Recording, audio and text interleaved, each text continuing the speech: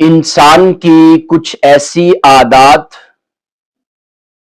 اگر وہ اس کے اندر ہوں تو وہ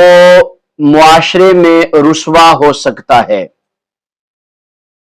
سامعین و حاضرین، اگر یہ عادات آپ میں ہیں تو انہیں چھوڑ دیں۔ پہلی عادت، بد چلن سے دوستی، یعنی ایسا شخص جس کا بولنے کا انداز یا اس کی چال چلن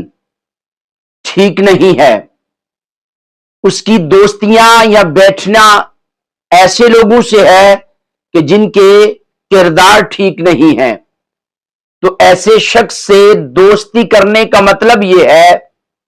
کہ آپ اپنے آپ کو رسوا کر رہے ہو، کیونکہ انسان جس طرح کی صحبت میں بیٹھے گا اسی طرح کا اس کو رنگ چڑھ جاتا ہے۔ دوسرا، دعوت میں بن بلائے جانا، کسی نے دعوت کی اور بلایا بھی نہیں ہے، ایسے ہی منہ اٹھایا اور کسی کی دعوت میں چلے گئے، تو وہاں بن بلائے جانا انسان کو رسوا کر سکتا ہے، لہذا اس عمل سے بچنا چاہیے۔ تیسری بات، دوسروں کی باتوں میں دخل دینا۔ مثال کے طور پر دو افراد بات کر رہے ہیں یا کوئی بڑے بات کر رہے ہیں اور ہر بات کے اندر اپنی ٹانگ اڑا دینا اور اپنے مشوروں کو دینا، بعض اوقات ان مقامات پر انسان رسوا ہو جاتا ہے، ذلیل و خوار ہو جاتا ہے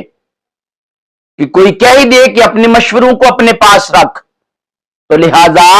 دوسروں کی باتوں میں دخل نہیں دینا چاہیے۔ چوتھی بات، مہمان بن کر میزبانوں پر حکم چلانا۔ بھئی آپ کسی کے گھر میں مہمان گئے ہیں تو وہاں اس طرح کی باتیں کرنے کی کیا ضرورت ہے کہ جیسے آپ ہی اس گھر کے بڑے ہو، آپ وہاں پر حکمرانی یا حاکمیت کا ظاہر کر رہے ہو، تو اس طرح مہمان بن کر میزبانوں پر حکمرانی کرنا انسان کو ضلالت میں ڈال سکتا ہے۔ پانچویں بات، حریص دولت مند سے مدد طلب کرنا۔ مثلا ایسا شخص جو لالچی ہے، جب آپ اس سے کچھ مانگیں گے، مدد مانگیں گے